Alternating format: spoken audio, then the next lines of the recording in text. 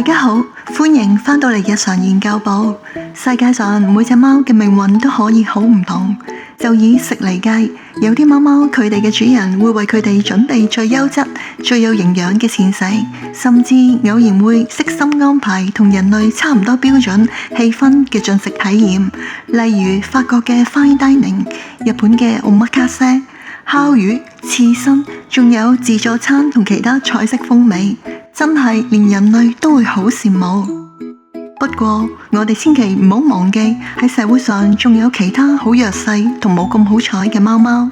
今集我哋想分享有關流浪貓喺街頭、店鋪相遇人類嘅真實紀錄，睇下喺3個完全唔同文化嘅國家發生過嘅感人故事。如果你之前聽過或者睇過類似嘅內容，可能呢一集可以為你補充更多真實嘅細節，睇下會唔會再有新嘅感受同體會啦。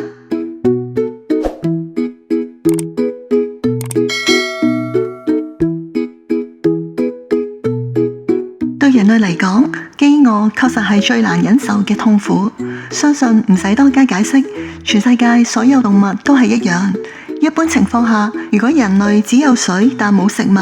大概可以生存到個零月，狗就大約3個禮拜，而貓就最多都係捱到2個禮拜啫。所以當你喺街上見到非常瘦弱嘅流浪貓嗰時，好可能佢哋嘅肝臟功能已經受損，再繼續落去捱餓嘅話，都只係同生命倒數。不過世事又真係冇絕對，同一個地球，如果生活好似喺土耳其、希臘同日本呢啲地方，當地人唔單止將貓當成寵物，更視為係同人類生活必然嘅一部分。而且當地政府仲會對流浪貓提供支援，或者採取較寬容嘅態度，至少令佢哋喺街頭流浪嘅日子唔使捱餓。依家就不如等我哋先帶大家去第一站，睇睇土耳其嘅馬尼薩省，重溫返2018年一個當地家傳戶曉關於一隻流浪貓同肉店老闆之間長達4年嘅深厚友誼。故事主角就係呢隻叫 Yassim 嘅苦民貓，佢每日習慣都會去一間賣鮮肉嘅鋪頭幫襯，而鋪頭嘅老闆伊克朗每次都會非常熱情咁招呼呢位好特別嘅客人。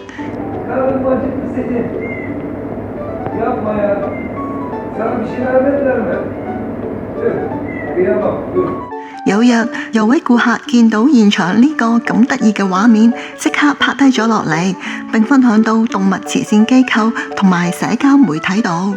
片中可以清楚見到，Yassim就係企喺肉鋪個玻璃櫃台外，好認真咁揀緊自己中意嘅肉類，而伊克朗會好友善同佢傾下偈，問下今次想食咩肉啊。就係咁，呢條片好快喺全世界瘋傳，觀看人次多達30億。但最不幸嘅係，一向健康嘅 Yassim 喺成名唔夠1年，突然失蹤咗3日。送去醫院後，確診因為感染同埋低溫而去世。據估計，佢可能曾經被困喺某個地方，加上淋雨，導致健康急速惡化。伊克朗為咗紀念呢位特別嘅朋友，喺鋪頭度擺咗佢嘅紙板公仔，仲喺花園度安葬咗佢。後來佢接受傳媒訪問時提到，全世界都因為我哋之間嘅對話而認識咗佢。佢就好似識同我講嘢咁，我講咩佢都會答我㗎。佢對我嚟講同人冇咩分別。後記：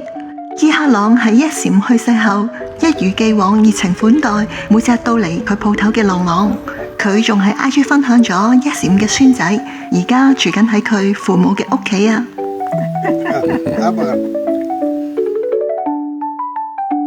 接落嚟，畫面所見，而家我哋嚟到第2站英國嘅倫敦。呢個故事發生喺2007年，感動全球無數人。關於一隻流浪貓同一位毒癮青年之間長達13年嘅深厚友誼。故事開始係有晚黃昏時分，一位叫 James Bowen 嘅青年喺屋企嘅梯間發現被遺棄同受傷嘅黃色貓仔 Bob。於是佢用咗自己僅餘嘅積蓄，帶佢到當地一位慈善獸醫接受治療，並帶咗佢返屋企照顧，打算到佢好返之後就會跟佢道別㗎喇。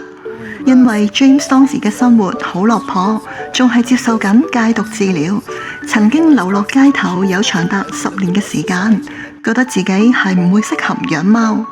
但細估唔到，當 Bob 好返之後，就成日跟住佢，趕都唔走。結果佢哋兩個從此相依為命，靠喺倫敦街頭賣藝為生。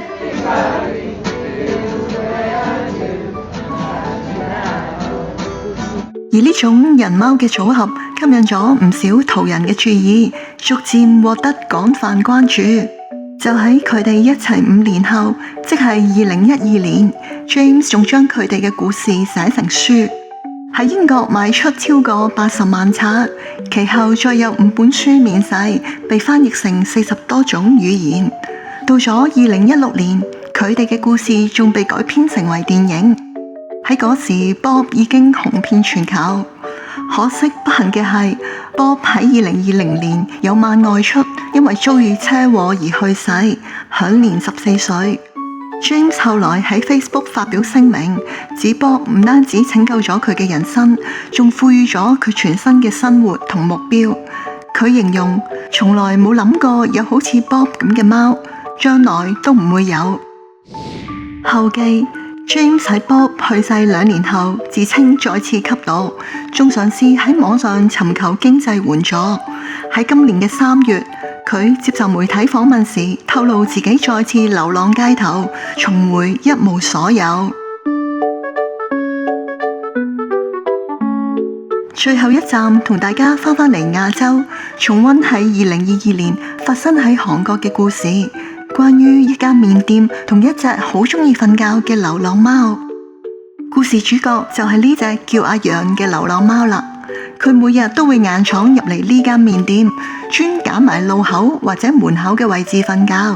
完全唔理會周圍嘅環境。呢啲舉動成日嚇親唔知情嘅客人，但阿楊就當冇事發生。店主夫婦曾經試過幾次想將佢趕走，但每次佢都會靜雞雞又跟住客人入返嚟。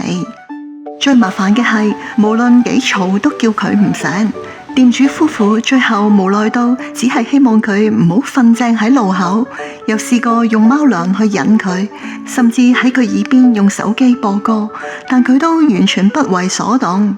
但只不過當每日去到5點鐘左右，店鋪將要關門嗰陣，阿楊就會自動準時走人，睇嚟好似仲有下場喎。事件經過傳媒報道後，攝製隊再深入跟進，發現阿楊原來每晚都會同另一隻黃貓樂朗會合。據當地附近嘅街坊所講，呢2隻貓成日出雙入對，但一開始應該係互不相識，只係阿楊單方面想接近樂朗。仲有街坊再補充，阿楊之前其實有隻貓仔死咗，後來連佢嘅太太都因為車禍去世，2個都係由佢親手安葬㗎。佢仲話，當第一次見到樂朗嘅時候，差啲認錯係阿楊死去嘅太太，因為佢哋嘅毛髮顏色都一樣。佢相信阿楊可能因為呢段咁悲痛嘅經歷，當遇見樂朗時就變得好想要保護佢。媒體後來更請嚟獸醫做分析，指出阿楊呢種性格嘅貓唔會容易參與街頭嘅打鬥，而佢同樂朗嘅關係就應該好似父子咁，阿楊扮演保護者同生活導師嘅角色。當麵店夫婦知道呢個真相後，買咗2個床墊放喺店鋪內，仲預留1個俾埋樂朗，確保以後佢哋2個日頭可以安心喺店內瞓覺，夜晚就可以繼續一齊去玩。後記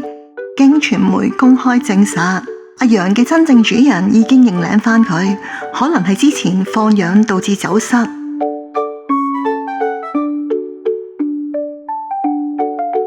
最後睇完上述3個嚟自唔同國家文化關於人同流浪貓嘅故事之後，喺本來俾人形容為自生自滅、普遍只得2到5年壽命嘅流浪貓，佢哋嘅命運因為遇到有心人而徹底改寫。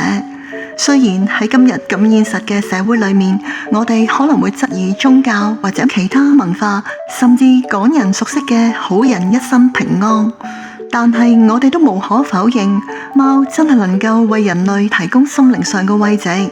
你可能見證過或者曾經認識原本好孤獨、沮喪，甚至對人性好失望嘅人，最終喺情緒上走出陰霾，全因為有貓貓嘅陪伴。即使貓喺呢個混亂嘅世界，對人類嘅戰爭或者自私行為嚟講，完全無能為力，但佢哋嘅存在確實能夠帶到俾人類最純粹真摯嘅愛。可以講，除咗藥物以外，貓可能係療癒人類心靈最可靠嘅天然良藥。睇到呢度，你對流浪貓嘅存在有冇咩感受想分享呢？